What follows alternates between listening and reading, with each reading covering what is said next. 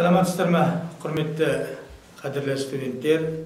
Біз осыған дейін 4 видео дәрісті сіздерге жолдадық.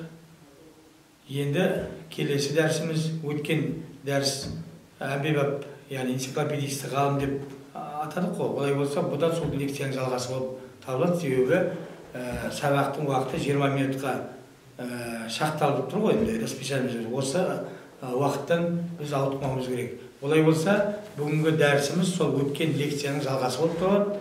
Энциклопедисті ғалым Досмұхамбеттің жан-жақты қырына тоқталамыз.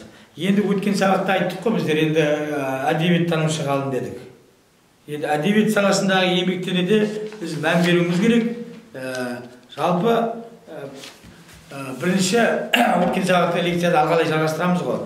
Халел ауыз әдебиетінің үлгілерін жинап, рухани қазынамызды байытты.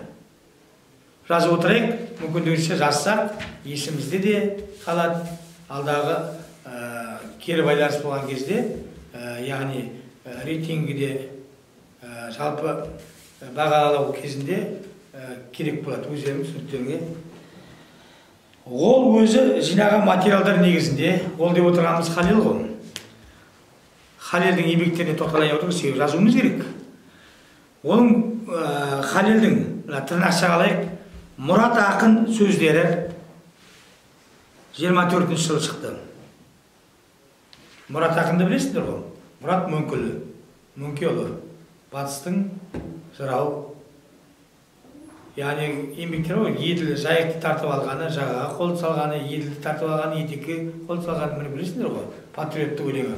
Ойылды тартып алғаны, ойындағысы болған деп, патша үкіметіне озбырлыққа қарсы шыққан жалынды патриот жыршы Мұрат Мөңкеұлыға алғаш мұраттануға ғылымына алғаш төлем салған Халел. Олай болса, 1924 жылы Мұрат ақын сөздері деген кітабын шығарған. Сонымен бірге 26 жылы Аламан атты таңдамалы жинағын шығарды Ташкенттен. Исатай Махамбет жақсы білесіңдер ғой. Исатай Махамбет жырын алғаш қазақ халқына танытқан және жырдың шығуына себепкер болған Халел Досмұхамбетұлы. Ол Қазақ-Қырғыз білім комиссиясы төрағасы болып жүрген кезде осы кіші жүздегі, яғни 1836-1838 жылдары Европа мен Азияның түйіскен қос құрлықтың ортасындағы болған шайқас, яғни атқа мінген батырлар жасаған ұлы дүбірін алғаш рет тарих сахнасына ғылыми зерделеп, ғылыми түсінік жазған Халел.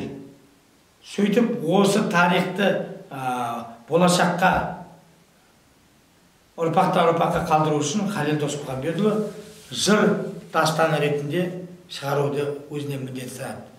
Сөйтіп, 1923-24 жылдары елге келген кезде жергілікті ақын жырау Ағылман Шөрековке өзі осы Исатай Махамбет жөнінде дастан жазуды тапсырма береді.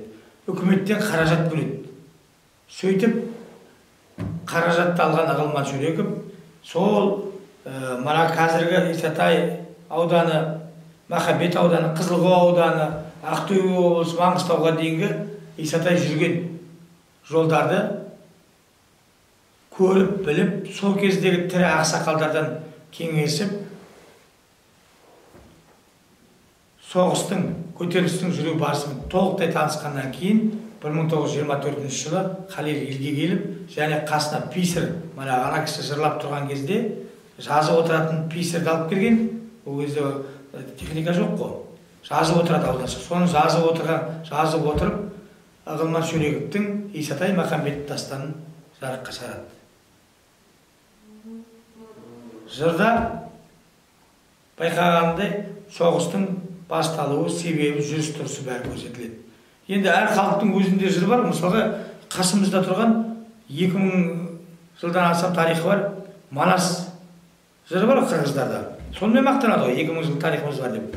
Немесе орыстар Игорь полк туралы жыр білесіңдер ғой. Міне, біздің де Исатай Махамбет жыры осы тектес, жалынды, керемет тарихи дастан болып халықтың жадысында қалды және сақталып, оны бастырып шығарған Халелдің арқасында бері қарай дамып, қазіргі кезеңге өмір шындығын жойған жоқ. Міне, Халелдің арқасында осындай еңбектер дүниеге келген, оңайлықпен келмеген. Міне, ол туралы да Ағылман жүрегі өзінің поэмасында Халелді айтып өтеді. Енді аталған 3 кітап Махамбет, Мұрат, Ағылман, Қалнияз тағы басқа да көптеген ақындар мұраларын қайта бастыру, зерттеуге байланысты Халелдің еңбектері зор деп есептейміз. Елінің елдігі үшін халқының рухын асқақтатып көтеріп, жол бастаған Исатай мен Махамбет сынды батырлардың есімдерін ең алғаш рет ардақ тұтып, сөзден ескерткіш орнату, сол арқылы күллі қазақ халқына таныстырудың абырой үлесі біздің Халел Досмұхамбетовтің еншісінде екенін ұмытпауларыңыз керек. Ал енді Халел Досмұхамбетұлы Махамбет тану ғылымның да негізін салушы дейміз. Махамбет туралы да өзінің еңбектерін, ғылыми еңбектерін жазды. Ол Махамбет батыр атты шағын зерттеу еңбегінде батырдың шыққан тегін баяндай келіп, былай дейді. Халелдің сөзін жазайық. Махамбеттің өзі әрі батыр, әрі жырау, әрі домбырашы болған дейді. Өте қызулы адам болған екен. Махамбет көпті қыздырып, көңілін аударып, ертетін адамдардың түрі болған. Яғни жүрегін жаулап алатын адам болған. Махамбеттің жыраулығы күшті болған. Көбі қазіргі кезде жойылған дейді. Халел айтып отыр ғой бұны. Ел арасында сақталған сөздерінен Мұрат ақынның жазып бергенін алған ғылым жолындағы нұсқауларды салыстырып құрастырғанда, бала күннен осы сөзге құлағы қанық Махамбеттің елінедегі асқақтатып, яғни үлкен патша үкіметі қарсылықтарына қарсы елді түсіндіру жұмыстарына үлкен пайдаланған Халелдің еңбектерін. Себебі озбырлыққа қарсы шықты. Оның, яғни Халелдің қазақ батырлары Исатай Махамбет батыр атты зерттеулерінде қос арысты дүниеге әкелген туып өскен ортасы, тұқымы,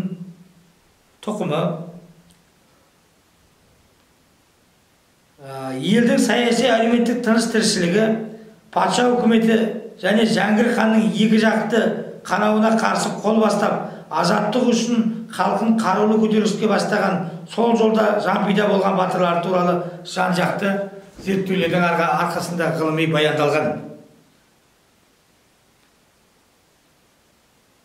Міне, Халелдің Исатай Махамбетке ғылыми еңбектерінің негізгі өзінің сөз байламы осындай болған.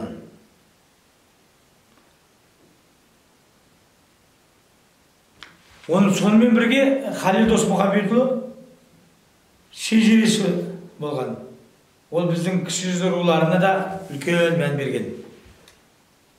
Кіші жүздің оған кіретін әлімұлы, байұлы жеті рудың бірігіп алшын болып аталатын елдің халқы өздерін үш алшын деп айтатында жазып келеді.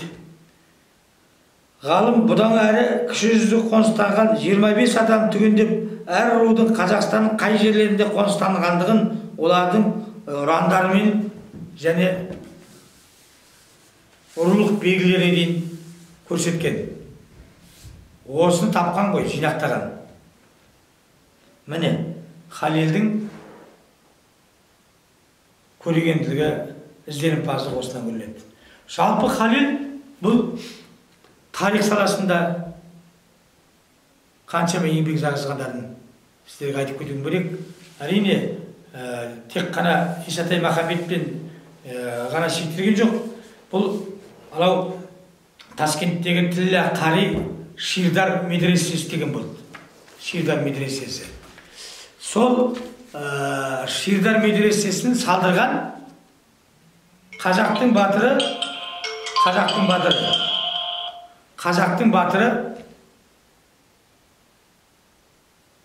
Жалаңтөс батыры. Осы Жалаңтөс батырдың да шежіресіне, оның батырлығына үлкен ғылыми еңбек жазды. Яғни Тіллә Қари Ширдар медресесін салдырған Жалаңтөс батыр туралы әпсана деген еңбегін жарыққа шығарады. Сөйтіп, Жалаңтөстің тарихы еңбегін дәріптеп қазақ халқына паш етеді. Біз енді Халелдің тарихшылығын айтып жатырмыз ғой, міне Халел тарихшы ғалым. Жалпы Халел Досмұхамбетұлы 1923 жылы Ташкентте жүрді бұл кезде. Халелдің Ташкентте өмір сүрген кезеңі 1920-28 жылдары аралығын қамтиды. Халел Досмұхамбетұлы 1923 жылы Ташкентте Әбу Бәкір Дейбаев жинаған Кенесары Наурызбай жырына түсінік жазып, және жеке кітап етіп шығарады. Көрді? Кенесары Қасымовтың туралы Халел қалам тербейді. Халел бұл кітапты үлкен зерттеу, деректер негізінде түсінік берген.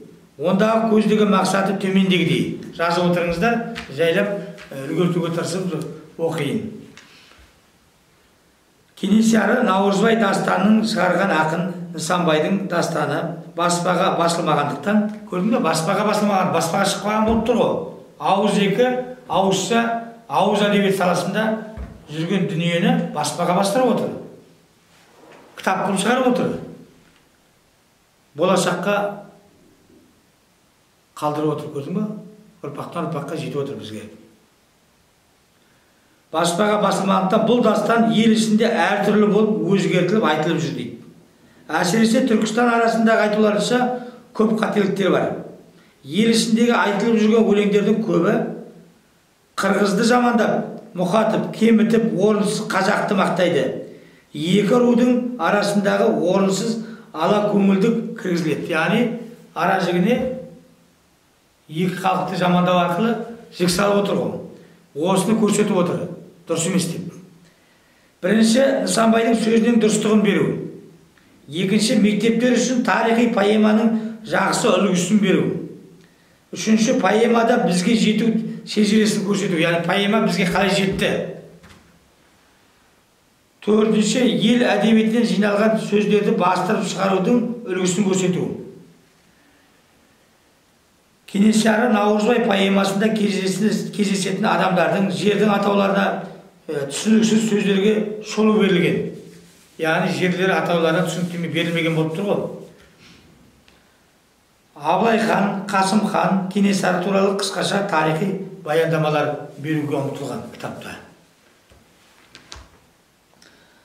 Ғалым бұл шолуды жасағанда біріншіден Шәкәрім тарихын, Ахмет Төре, Кенесары ауылының, Кенесары Сыдық Төре туралы Түркістан жетісу орыс тіліндегі жазылған көп кітаптарды пайдаланған.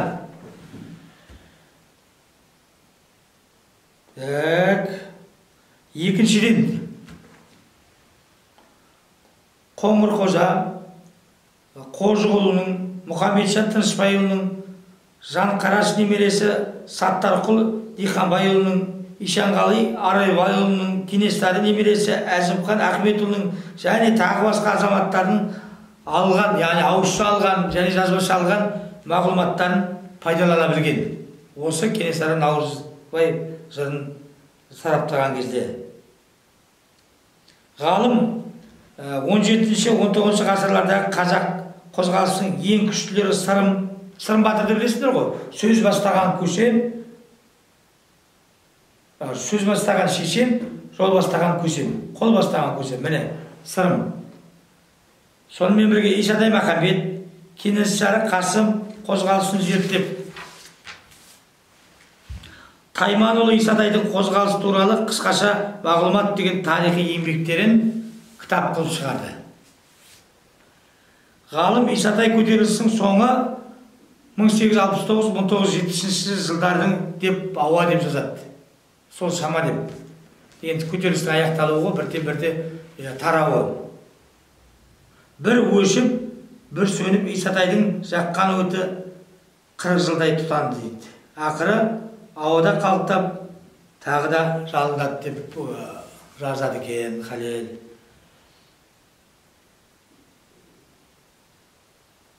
Так, міне Халелдің еңбектерін осылай. Сосын Халелді біз тағы бір қырынан танимыз. Халел әдебиетші, фольклористі, этнограф ғалым дейді. Халел этнограф. Этнографияны білесіңдер ғой? Міне. Ғалым тамаша зерттеушілік қабілетімен Шернияз Шешен 1925 жылы. Бұхарадағы Куылташ медресесі салу туралы әфсана 27 жыл. Самалқан қаласындағы Тіллә Кари мен Ширдар медресесі салғызған Жалаңтөс батыр шежіресі 26 жыл шыққан екен. Атты еңбектері фольклорлық аңыздар мен тарихи этнографиялық деректерді шендестіре қарап, халқымыздың көне тарихын зерттеуге өзіндік жол салады. Халелдің фольклорлық тану саласындағы еңбектерінің ең шоқтығы биігі дейді қазақ халқының әдебиеті. Қазақ халқының әдебиеті туралы зерттеу және кітап шығады. 1928 жылы. Мұнда дейді, ол ауыз әдебиетінің түрлерін тамаша жіктеген. Ол фольклорды этнографиялық мәліметтермен бір тұтас қарауды түсінген алғашқы ғалым. Бұл шығарманың қазіргі ұлтымыздың салт санасы қайтар орала бастаған шақтағы маңызды бұрынғыдан бері арта түсетін негіз. Яғни салтымыздың сақталуына Халел алғашқылардың болып атсалысқан. Қазіргі ұлттық рухымыздың асқақтауы Халел шыңдарынан басталады. Міне ғалымның сана журналы. Айттым ғой, басқа өткен дәрістерде айттым ғой, Халел журналисті ғалым дедік. Ол алғашқы шыққан Айқап, Қазақ, Пікір Оралдан шыққан, Уральский листок газеттеріне мақалалар жариялады. Журналистік қабілетіне шыңдалды. Және газет шығаруға атсалысты. Соның ішінде мана талап қауымы негізінде сана журнал шықты ғой. Сананы шығарған Халел редактор болды. Міне Халелдің журналистік қабілетінің бір сарасын байқауға болады. Міне сол 1924 жылы нөмірі 2-3 сандарында жарияланған Халелдің аруақтар мен айтысу атты ауыз әдебиетінің сирек кездесетін үлгісін жарияласа, кейін осы айтыстың ең ежелгі түрінің шығу тегі генезис туралы өз болжамын білдіру де ғылым үшін үлкен өнеге екені даусыз. Көрдіңдер ме? Халел ауыз әдебиетінің үлгілерін жинап, рухани қазынамызды байытты деп толық айтуға негізіміз бар. Ол өзі жинаған материалдар негізінде жас ұрпаққа өнеге ретінде осы кітаптарды алғашқы рет қазақ тарихында бастырып, үлкен елге деген, жерге деген отан сүйіспеншілік көрінісін көрсете білді. Біз енді жалпы Халелдің жан-жақты ғалым ретінде осы бір-екі лекциямен тоқталып қалмаймыз. Біз алда да тағы бір лекциямызды баян етеміз. Осы ғалым жан жақты ғалым атты лекцияны 3 бөлікке бөліп сіздерге дәріс береміз. Сау болыңыздар.